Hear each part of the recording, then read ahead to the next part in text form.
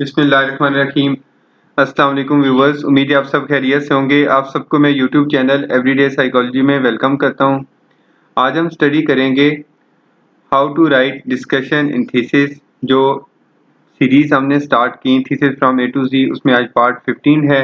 आगे बढ़ने से पहले मेरे चैनल को सब्सक्राइब कर लें और बेल आइकन को प्रेस कर लें ताकि आपको अपकमिंग वीडियोस मिलती रहें।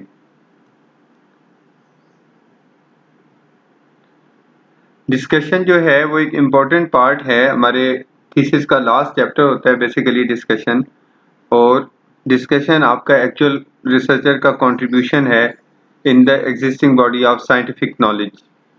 डिस्कशन लिखते कैसे हैं, उसमें क्या क्या होना चाहिए, ये आप देख सकते हैं। सबसे पहले तो आप ये देखें कि यहाँ पे ये इसमें आप स्पेशल हेडिंग यूज़ करते हैं चैप्टर 4। फिर उसके बाद आप डिस्कशन की हेडिंग लेवल 1 यूज़ करते हैं, ऑब्जेक्टिव्स लिखते हैं, प्रिलिमिनरी एनालिसिस करते हैं, असम्पशंस टेस्ट करते हैं जो आपने डिफरेंट स्टैटिस्टिकल टेस्ट यूज़ किए, हाइपोथेसिस की डिस्कशन लिखते हैं, लिमिटेशंस लिखते हैं, इम्प्लीकेशंस, और उसके बाद कंक्लूजन लिखते हैं।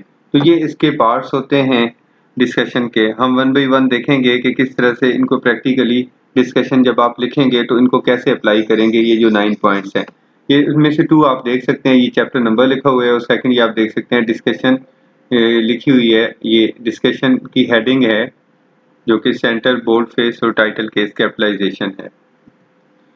अब आप देखें ऑब्जेक्टिव्स। तो हम अपनी स्टडी के मेन ऑब्जेक्टिव्स लिखते हैं और सेकेंडरी ऑब्जेक्टिव्स लिखते हैं। मेन आपके ऑब्जेक्टिव्स होते हैं जो मोस्टली बेस्ड होते हैं आपके जो कोरिलेशनल ऑब्जेक्टिव्स होते हैं, मोस्टली आपके रिसर्च क्वेश्चंस पे बेस्ड होते हैं या टाइटल पे। The present study was based on the full range leadership theory. The present study aimed to examine the moderating effect of decision situations in the relationship between leadership styles and decision making styles in bank managers. तो ये आपका main objective हो गया। Moreover, the study aimed to investigate demographiक differences in study variables. ये आपका secondary objective हो गया। तो इस तरह से हम ये दोनों ऑब्जेक्टिव्स लिख लेते हैं, प्राइमरी एंड सेकेंडरी, यानी कि कोरिलेशनल और कंपैरेटिव।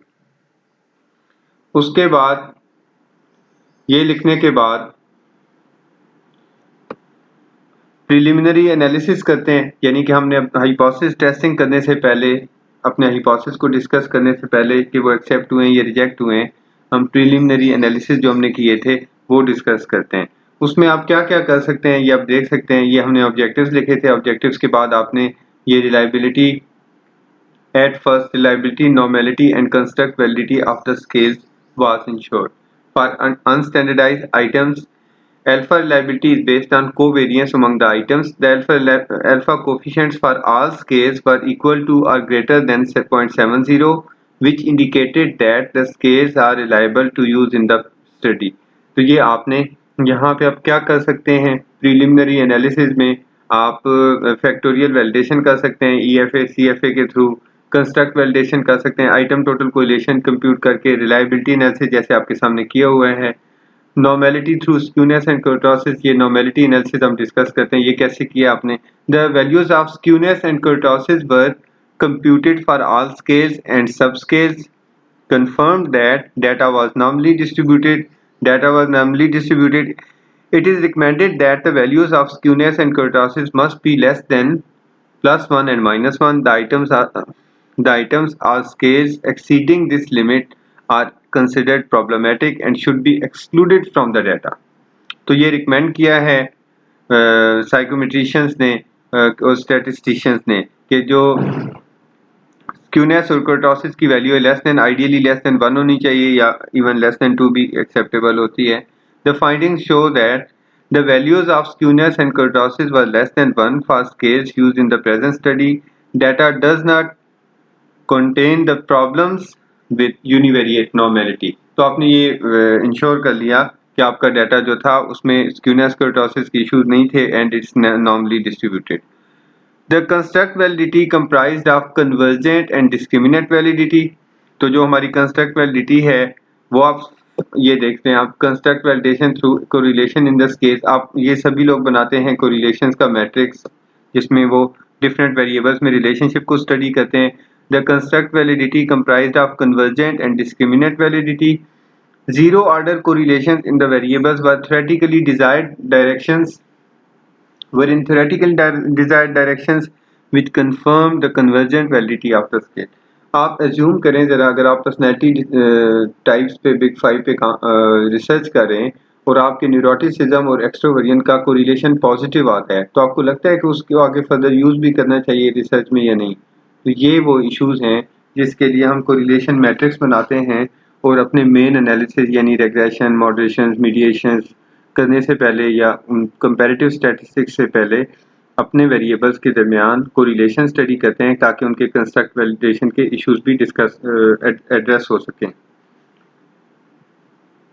फर्दरमोर द नॉर्मेलिटी, अब अच्छा ये जब हमने अजम्पशंस टेस्ट कर ली यानी रिलायबिलिटी देख ली, नॉर्मेलिटी देख ली, वैलिडिटी देख ली, एटलीस्ट रिलायबिलिटी एंड वैलिडिटी जो कंस्ट्रक्ट वैलिडिटी तो सभी देख रहे होते हैं, ये दो चीज़ें यानी रिलायबल हैं या नहीं स्केल और वैलिड हैं या नहीं, ये आप अपनी डिस्कशन में अपने ऑब्जेक्टिव्स के बाद रिलायबिलिटी और वैलिडिटी मस्ट मेंशन करें। उसके बाद हम लिखते हैं अजम्पशंस टेस्टेड। अगर आपने फॉर एग्जांपल रेग्रेशन एनालिसिस करना है तो जैसे उसकी अजम्पशंस हैं डाटा नॉर्मली डिस्ट्रीब्यूटेड होना चाहिए, वो आप देखें यहाँ से नॉर्मेलिटी से हमें पता चल रहा है कि डाटा नॉर्मली डिस्ट्रीब्यूटेड था हमारे स्केल्स पे, वेरिएबल्स पे, और सेकेंडली के हमारे वेरिएबल्स में सिग्निफिकेंट कोरिलेशंस होने चाहिए, वो भी था। तो ये एक तरह से ये जो दोनों हमने ये कंप्यूट किए यानी नॉर्मेलिटी और स्क्यूनेस कर्टोसिस और उसके बाद कोरिलेशन, इससे हमारे assumptions भी टेस्ट हो गई जो हमने regression analysis यूज करना है। Furthermore, the normality of the data and the theoretically in-line correlation coefficients in the variables are two prime assumptions to conduct further regression analysis to test the hypothesis. Thus, after addressing these concerns, main analysis were carried out. अब ये हम ऐसे करते हैं, हम आमतौर पर discussion को डायरेक्ट डिस्कशन की हेडिंग के बाद हाइपोथेसिस 1 स्टार्ट कर देते हैं, लेकिन ये अप्रोप्रिएट नहीं है। आपको आपके नॉलेज में होना चाहिए कि ये अप्रोप्रिएट नहीं है। आप डिस्कशन के बाद पहले अपने ऑब्जेक्टिव्स लिखें, प्राइमरी सेकेंडरी ऑब्जेक्टिव्स लिखें, रिलायबिलिटी को एटलीस्ट एड्रेस करें, नॉर्मेलिटी को करते हैं तो ज़्यादा आइडियल है, अगर नहीं भी करते तो रिलायबिलिटी के बाद वैलिडिटी को करें, और अगर कोई असम्पशंस आपके टेस्ट की हैं उनको आप एड्रेस करना चाहते हैं वो भी बहुत डिजायरेबल है। इसके बाद आप अपने हाइपोथेसिस वाइज डिस्कशन स्टार्ट करें। जैसे for example the second hypothesis certainty will moderate. अब हम ये assumption टेस्टेड के बाद डिस्कशन ऑफ हाइपोथेसिस पे चले जाते हैं। तो the second hypothesis certainty will moderate the relationship between transactional leadership style and rational decision making style was supported in the present study. सबसे पहले इसमें क्या करना है, डिस्कशन कैसे लिखनी है, discussion when hypothesis is supported, जब आपका हाइपोथेसिस एक्सेप्ट होता है तो डिस्कशन कैसे लिखेंगे। पार्ट 1 में स्टेट द हाइपोथेसिस, पार्ट 2 में सपोर्टेड और not supported, part 3 empirical evidences, theoretical support, practical implications, broader policy messages. ये आपने बेसिकली देखना है कि इसको किस किस तरह की हाइपोथेसिस। सबसे पहले स्टेट द हाइपोथेसिस ये लिख दिया हमने। The second hypothesis, certainty will moderate the relationship between the transactional leadership style and rational decision making style.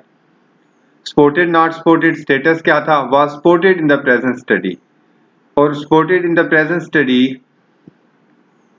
और उसके बाद आपने उसमें लिखा कि the findings are in line with the existing body of theoretical and empirical knowledge as high level of certainty enhance the effect of transactional leadership on rational decision making of managers. Transaction, उसके बाद आपने ये देखें, ये लिखने के बाद supported यानी आपका हिपोथेसिस एक्सेप्ट हो गया, तो आपने एम्पिरिकल एविडेंस, एग्जिस्टिंग जो लिटरेचर है, नॉलेज है साइंटिफिक, वो आपने मेंशन करना है। Transactional leadership is based on the premise to follow the rules, और उसके बाद आप लिखते हैं similarly under the conditions of certainty decisions are made when pre established rules, policies and procedures, with pre established rules, policies and procedures.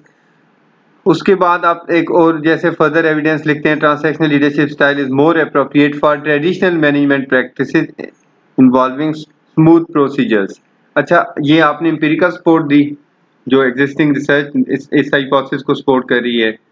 उसके बाद आप theoretical support, क्योंकि ये थ्योरी से ड्राइव्ड है ये कॉन्सेप्ट जो है ट्रांसैक्शनल लीडरशिप का, तो आपने लिखा active transactional leaders are dynamic and active in taking corrective actions before the things went wrong by introducing rules to prevent errors, whereas passive leaders do not react spontaneously and let the problems become more intricate before intervening। ये theory भी यही बताती है कि जो transactional में active leaders होते हैं वो तो चीज़ों को रिस्पॉन्ड करते हैं, लेकिन कुछ ट्रांसैक्शनल में पैसिव लीडर्स भी होते हैं जो कि उसको प्रॉपरली रिस्पॉन्ड नहीं करते। तो अब देखें प्रैक्टिकल इम्प्लीकेशंस इसकी क्या हैं, यानी अप्लाइड सिग्निफिकेंस क्या है। Transactional leaders are more competent to make decisions under the conditions of certainty, although certainty is an ideal condition for decision making, but certain situations are exceptional and most of the important organizational decisions are made under risk or uncertainty। अब देखिए clearly mention किया कि अगर ये transactional leaders certainty में decisions लेते हैं, certain decision conditions में, रिस्क और अनसर्टेनिटी में नहीं ले सकते, और सर्टेनिटी को कहते हैं कि ये एक आइडियल कंडीशन है डिसीजन मेकिंग की। लेकिन इन प्रैक्टिस हो क्या रहा है कि ऑर्गेनाइजेशन में जो इंपॉर्टेंट डिसीजन होते हैं वो हमेशा रिस्क और अनसर्टेनिटी में लिए जाते हैं। तो आपने क्या बताया, उनको इम्प्लीकेशंस बताई कि ये लीडर्स अगर से बड़ा आइडियल डिसीजन सिचुएशन, आइडियल अगर डिसीजन सिचुएशन बहुत आइडियल हो फिर तो ये फैसले कर सकते हैं, लेकिन अगर रिस्क इन्वॉल्व हो जाए या अनसर्टेन उनमें उनमें ये फैसले नहीं कर सकते। तो इसका मतलब ये हुआ, तो ये आपने एक प्रैक्टिकल इम्प्लीकेशंस बता दी कि ये क्या कर सकते हैं क्या नहीं कर सकते, और एंड पे आप एक पॉलिसी मैसेज देते हैं। आपने जिन लोगों पे रिसर्च की थी यानी बिजनेस मैनेजर्स पे आपने लीडरशिप के और लीडर्स डिसीजन कैसे लेते हैं सिचुएशन में इस पे रिसर्च की, तो आपने उनको क्या पॉलिसी मैसेज दिया, क्या फायदा होगा इस रिसर्च का, आप यहाँ पे क्लियरली हमने मेंशन किया। ब्रॉडर पॉलिसी मैसेज क्या है, in this regard transactional leadership can be described as not bad but insufficient condition for leading the modern organizations. Thus, transactional leadership can be a secondary choice in modern business managers। आपने clearly mention कर दिया कि transactional leader जो आजकल की business organisations हैं जिनमें बहुत ज़्यादा अनसर्टेनिटी इन्वॉल्व है, रिस्क इन्वॉल्व है, उसमें जो ट्रांसैक्शनल लीडरशिप है ये कोई आइडियल ऑप्शन नहीं है, बल्कि एक सेकेंडरी चॉइस अगर आपकी हो तो हो सकती है। इसको एज अ प्राइमरी या मोस्ट प्रेफर्ड जो है चॉइस नहीं होनी चाहिए। ये तो बात थी जब हमारा हाइपोथेसिस एक्सेप्ट होता है, सपोर्ट होता है, तो हम हाइपोथेसिस बताते हैं, ये बताते हैं वो सपोर्टेड है, उसकी रिसर्च से प्रीवियस रिसर्च से उसको सपोर्ट करते हैं, अपनी फाइंडिंग्स को थ्योरेटिकल सपोर्ट उसको प्रोवाइड करते हैं अगर वो थ्योरी बेस्ड रिसर्च है या उसको कोई थ्योरी गाइड करती है, प्रैक्टिकल इम्प्लीकेशंस बताते हैं और फाइनली पॉलिसी मैसेजेस देते हैं। उसके बाद जब हम आते हैं when hypothesis is not supported, तो जो हाइपोथेसिस सपोर्ट नहीं भी होता तो उसमें एक परेशान होने की तो जरूरत नहीं है, जैसे आपने उसको डिस्कस किया था ऐसे इसको कर देते हैं उसको। अब आप देखें इसमें भी वही स्टेट द हाइपोथेसिस, हमने हाइपोथेसिस लिखा perceived control of time is likely to negatively predict role overload in university teachers. supported or not supported, was not supported in the present study, empirical evidence। ऐसी research ढूंढें जिसकी findings आपकी तरह आई हों।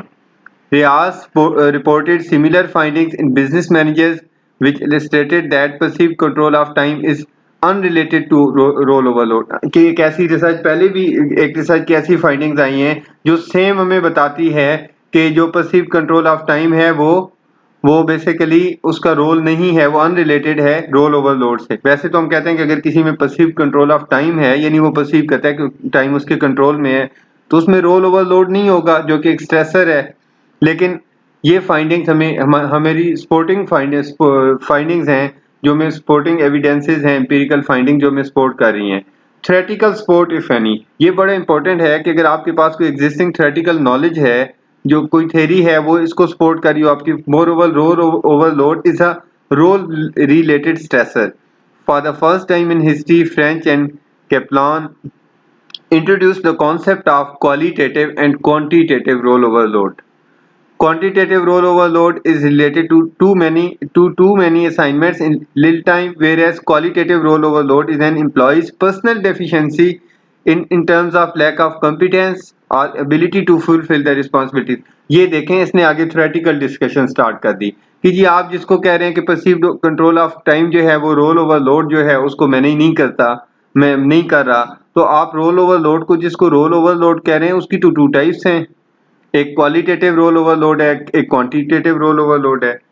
और जो क्वांटिटेटिव रोल ओवरलोड है वो तो चलो बर्डन ऑफ असाइनमेंट्स हैं, लेकिन क्वालिटेटिव रोल ओवरलोड ये है कि आप अगर से काम इतना ना भी हो, बर्डन ना भी हो, लेकिन आप में मैनेज करने की एबिलिटी ही नहीं है अपने काम को, तो ये हमें उसको हमने एम्पिरिकल यानी रिसर्च सपोर्ट दी, और रिसर्च सपोर्ट के बाद ये आपने रिसर्च की सपोर्ट दी, एग्जिस्टिंग रिसर्च की, थ्योरेटिकल सपोर्ट प्रोवाइड की। ये है सबसे इम्पोर्टेंट पार्ट कि हम जो लॉजिकल डिस्कशंस करते हैं, जस्टिफाई करते हैं।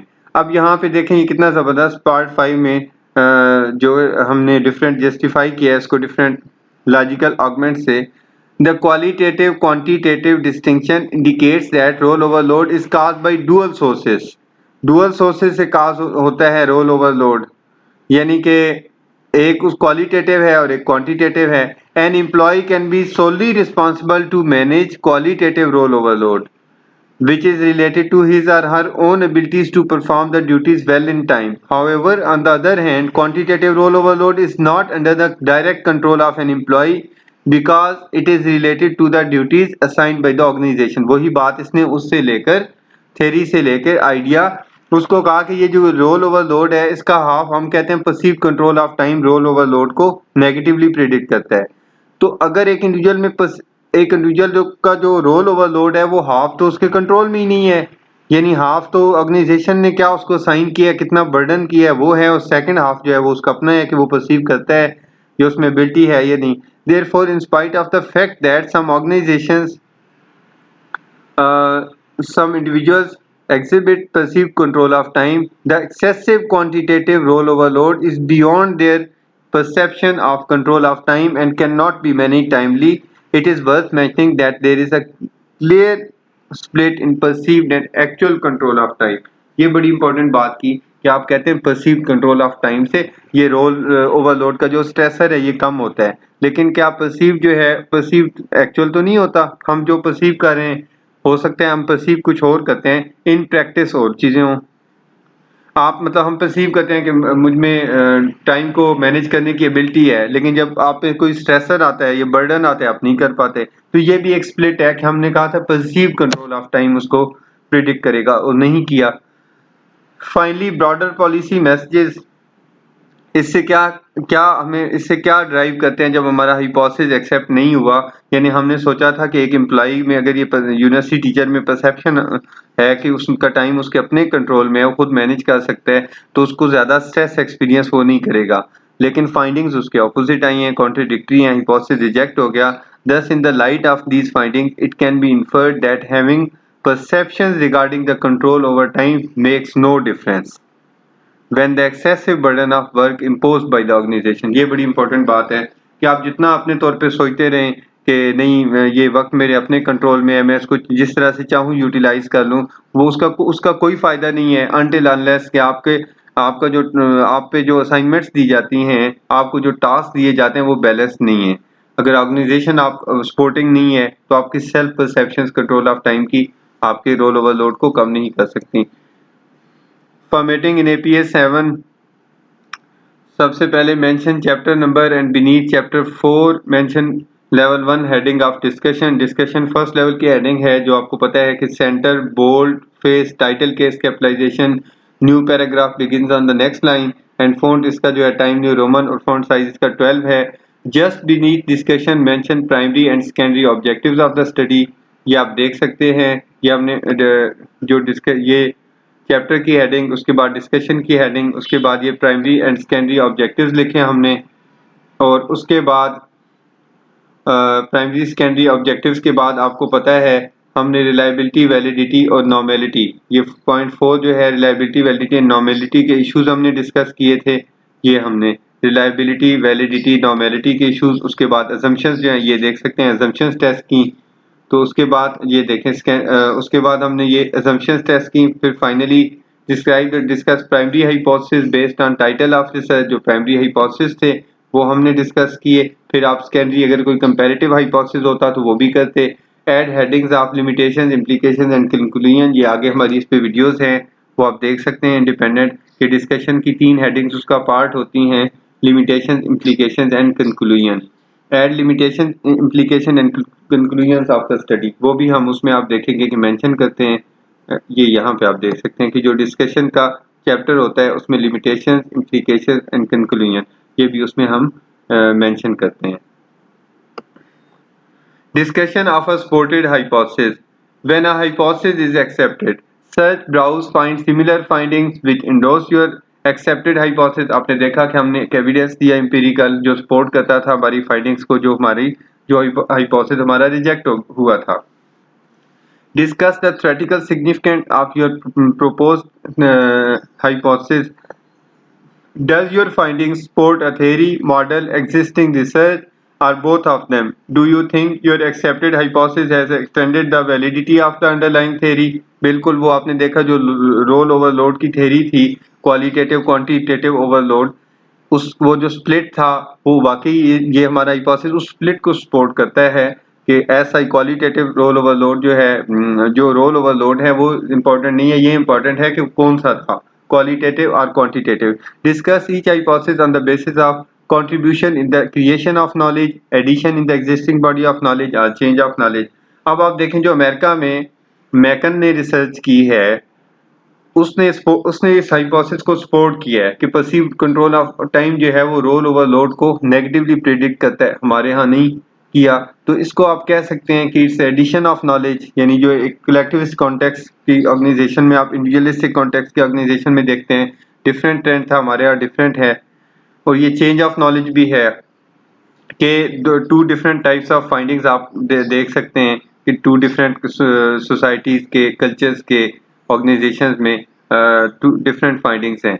Can we use a supported hypothesis to make laws of human nature और it still needs to be further investigated और एप्लीकेटेड? आप परसीव करते हैं कि आपकी इतनी अच्छी रिसर्च है कि ये वाकई जो आपकी फाइंडिंग्स हैं ये हम लोगों पे जनरलाइज कर सकते हैं कि वाकई ये जो हमारी फाइंडिंग्स हैं लोग इसी तरह से बिहेव करते हैं और इसी तरह से वो परसीव करते हैं।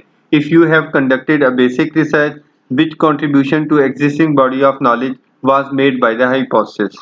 हाँ, अगर आप कोई लिटरेचर बेस्ड स्टडी करते हैं, ऐसी रिसर्च जिससे आपके नॉलेज या सब्जेक्ट को बेनिफिट हो। If you have conducted an applied research, how can we apply this hypothesis to improve real life conditions of the targeted population?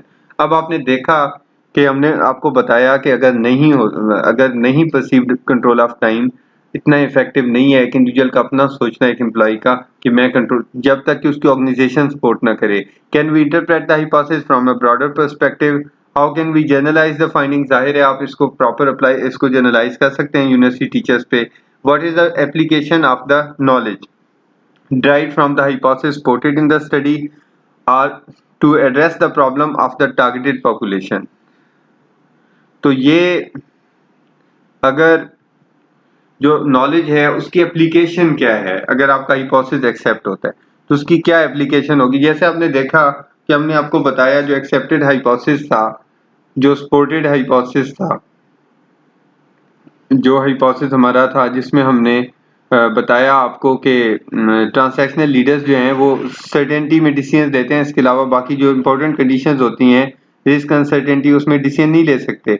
तो ये हम इस हाइपोथेसिस को जो हमारे जो टारगेटेड पॉपुलेशन के एक्चुअल प्रॉब्लम को तो एड्रेस करता है मैनेजर्स के, कि अगर किसी का लीडरशिप स्टाइल ट्रांसैक्शनल है तो वो जो बिजनेस की एवर चेंजिंग इन्वायरमेंट है उसमें उसके लिए सर्वाइवल या डिसीजन लेने इतने अप्रोप्रिएट नहीं है उसके लिए। तो आप एक बड़ा ज़बरदस्त किस्म का नॉलेज शेयर कर रहे हैं ऑर्गेनाइजेशन से। Critically evaluate whether the findings are consistent with the actual behaviors and practices of your targeted organization। ये बहुत इंपॉर्टेंट है कि आप अपनी जो फाइंडिंग्स हैं उनको देख के अपना इंसाइट यूज़ करें कि क्या प्रैक्टिकली चीज़ें उसी तरह से हैं जिस तरह के आपके रिजल्ट्स में रिपोर्ट हुई हैं या डिफरेंट हैं। Use superior logical arguments to discuss the results, preferably conduct a focus group with researchers and generate a thought-provoking discussion through brainstorming।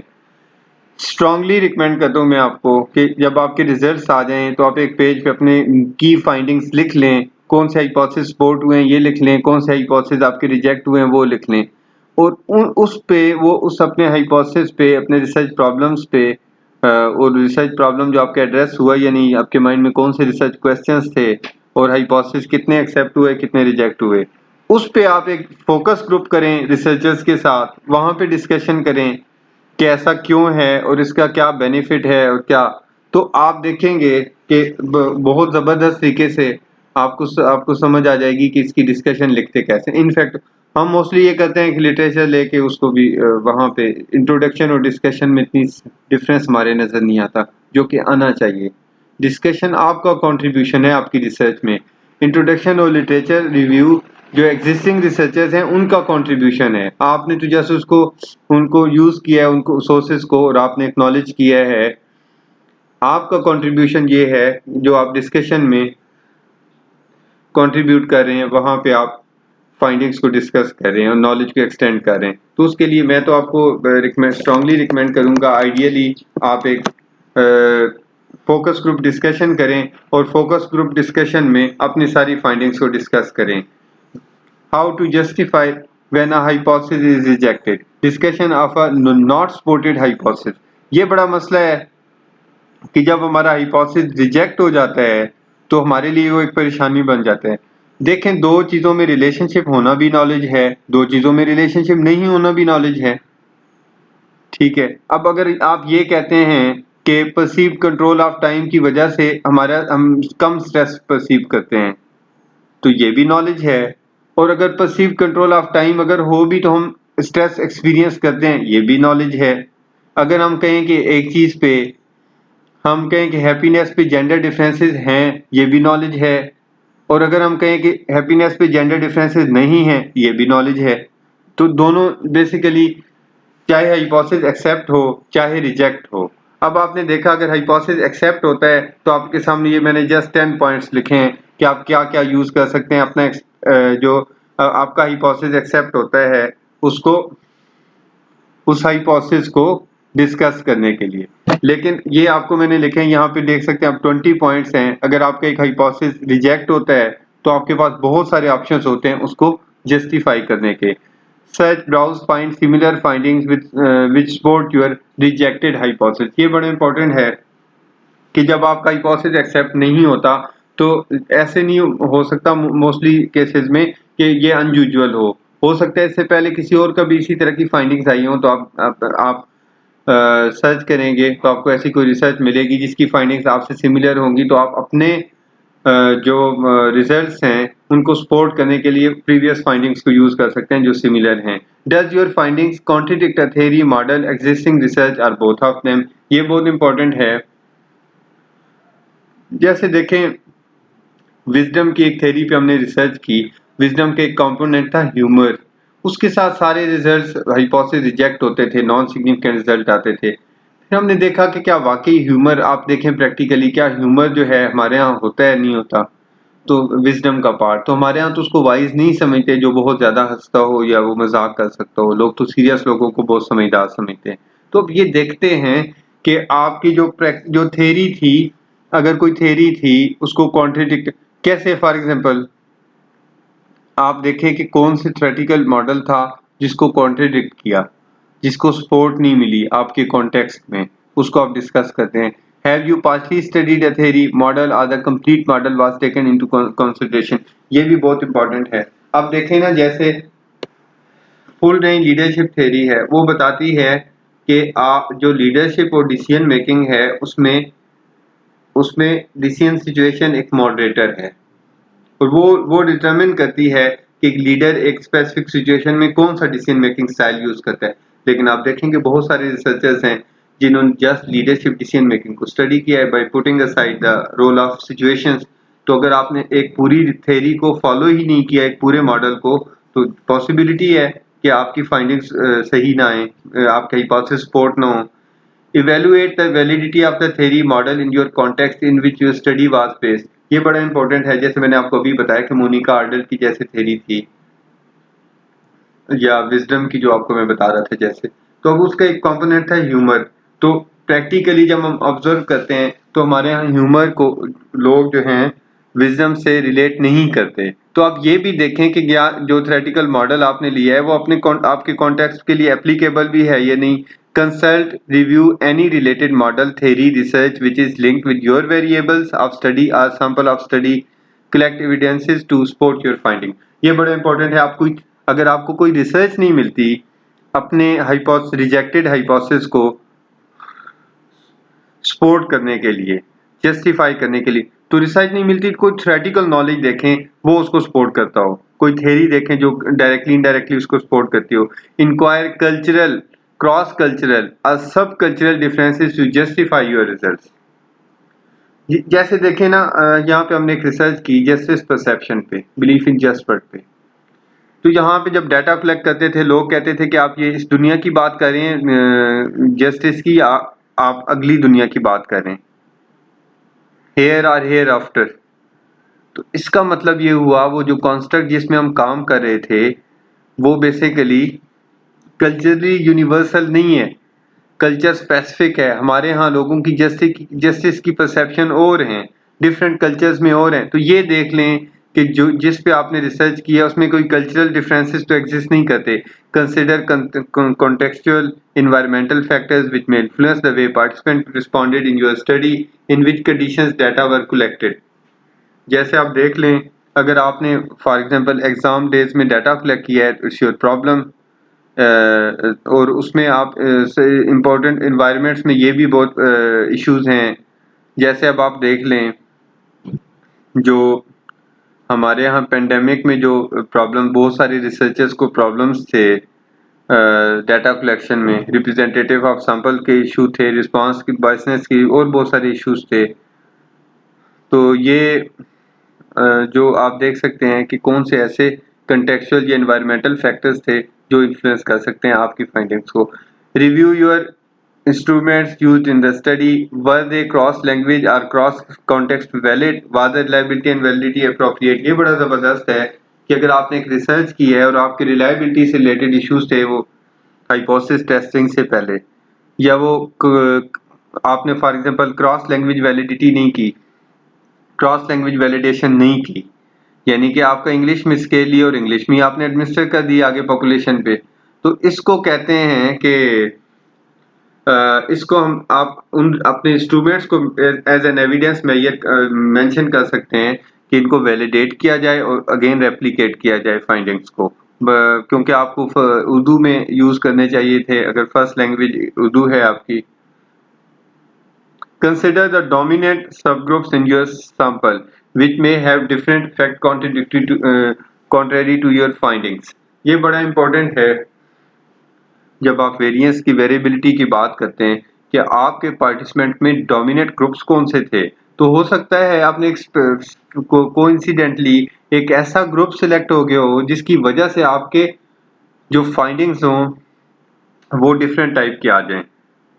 For example, अगर आप सैडनेस पे काम कर रहे थे, तो आप सैडनेस पे जब काम करते तो आपने देखा कि उसमें तो लोग ही बड़े डिप्रेस्ड आ गए।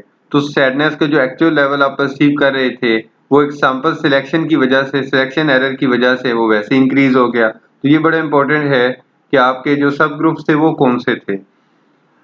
और उससे भी बढ़ के कि कंफाउंडिंग फैक्टर्स आपने कंट्रोल किए या नहीं किए।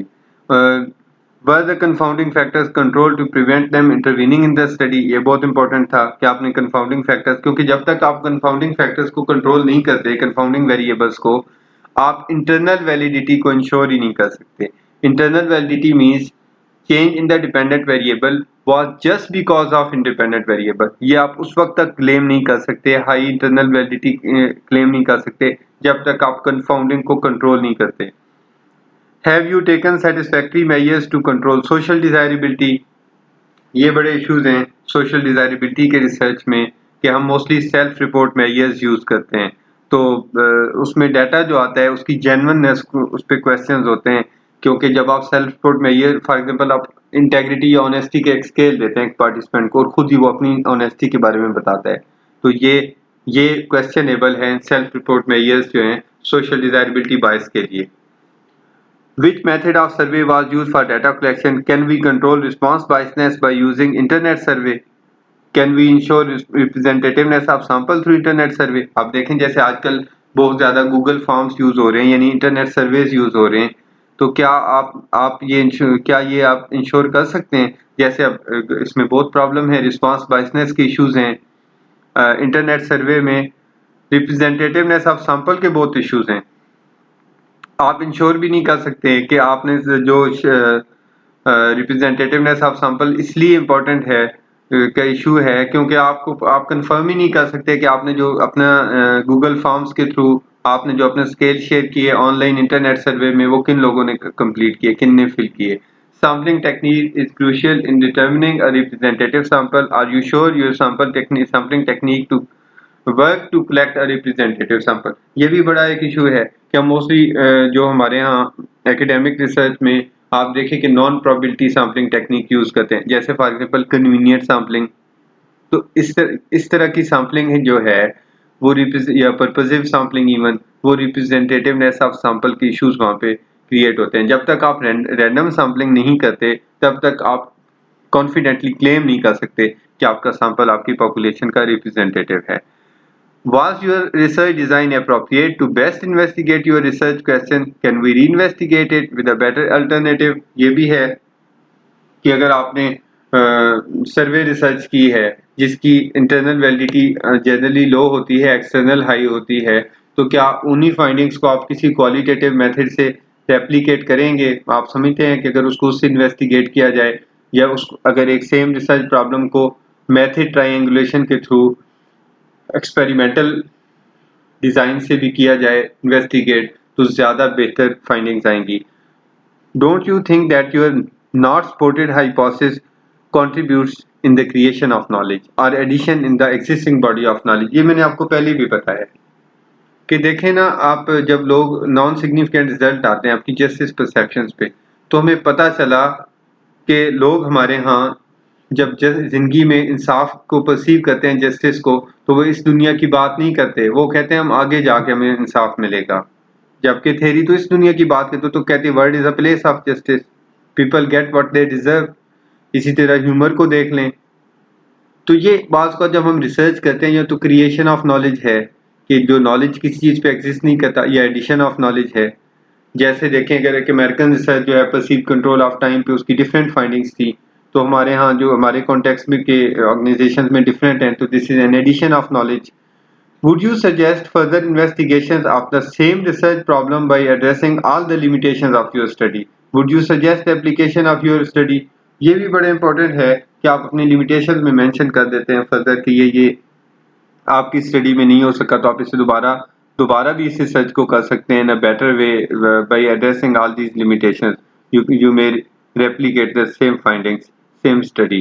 Critically evaluate whether the contradictory findings are consistent with the actual behaviors and practices of your targeted population or not. ये मैंने आपको अभी भी बात की कि जैसे विजडम में जो मोनिका आर्डल की थ्योरी में जो विजडम का कंपोनेंट है humour, I don't think so कि प्रैक्टिकली हमारे यहाँ जो ह्यूमरस हो उसको लोग कोई अक्लमंद आदमी समझते हैं या वाइज आदमी समझते हैं। तो वाइज आदमी नहीं समझते, तो कहने की बात है कि आप देखें इन प्रैक्टिस चीज़ें कैसे हैं, क्या वाकई लोगों को जस्टिस पे बिलीफ है। ये प्रॉब्लम है कि आप देखें कि हम स्टडी क्या कर रहे हैं, लोगों के बिहेवियर्स क्या हैं। हम स्टडी जैसे देखें हमने एक रिसर्च की रिलीजियस बिलीफ्स एंड प्रैक्टिसेस का इफेक्ट देखा अपने लाइफ सेटिस्फैक्शन पे, सॉरी मेंटल हेल्थ पे। तो हमें पता चलता है कि जो रिलीजियस प्रैक्टिसेस का इफेक्ट है बिलीफ्स का नहीं है। आप अपनी प्रैक्टिकली सोसाइटी में देख लें। अब हमारा हाइपोथेसिस तो चलिए रिजेक्ट हो गया कि रिलीजियस बिलीफ का इफेक्ट नहीं था मेंटल हेल्थ पे, फेथ ग्रुप्स जो पाकिस्तान के थे उन पे, डिफरेंट रिलीजियस ग्रुप, लेकिन रिलीजियस प्रैक्टिसेस का था। तो यही तो प्रॉब्लम है, यही तो डिस्क्रिपेंसी है। हम चाहे हाइपोथेसिस बेशक बना लें कि religious belief will positively predict well-being, religious practices will positively predict well-being। अब एक हाइपोथेसिस एक्सेप्ट हो गया प्रैक्टिसेस वाला, बिलीफ्स वाला नहीं हुआ, और बात बिल्कुल सही है। प्रैक्टिकली आप देखें कि जो इंडिविजुअल अपने रिलीजन के जो सुपीरियर प्रिंसिपल्स हैं उन पे अमल ही नहीं करता, तो वो चाहे उसका बिलीफ सिस्टम कुछ भी हो, उससे क्या फर्क पड़ता है उसकी जिंदगी में, उसका अगर उसका बिलीफ सिस्टम अगर कुछ भी हो।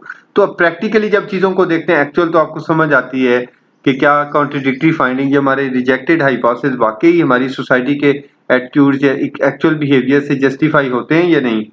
If yes, do we need to develop an indigenous model, ठीक है, theory and later on scale to address this issue from indigenous perspective। हाँ, अगर आप समझते हैं तो आप अपनी थेरीज डेवलप कर लें। हमारे यहाँ जो थेरीज हैं वो शायद डिफरेंट हों, और वो थेरीज जो डेवलप करके आप उन पे फिर फर्दर इंस्ट्रूमेंटेशन भी कर सकते हैं। If rigorous research procedures were used, can we mention theoretical significance or applied value of your contradictory findings, which may serve as indicator of changing thinking patterns, lifestyles, beliefs, and behaviors of affection of society, your population from which the sample was drawn. ये बहुत ज़बरदस्त है कि अगर आप समझते हैं कि आपकी रिसर्च के डिज़ाइन, आपकी रिसर्च की सैम्पलिंग टेक्निक, आपकी रिसर्च का ओवरऑल प्रोसीजर बहुत आइडियल था, तो फिर इसका मतलब ये है कि ये फाइंडिंग्स बताती हैं कि लोगों की वैल्यूज़ चेंज हो रही हैं, लोगों के लाइफ़स्टाइल चेंज हो रहे हैं, उनके बिलीफ्स चेंज हो रहे हैं, तो ये फिर एक्चुअली हमारी सोसाइटी में एक चेंज आया है, जो आपकी फाइंडिंग्स ने रिफ्लेक्ट किया है।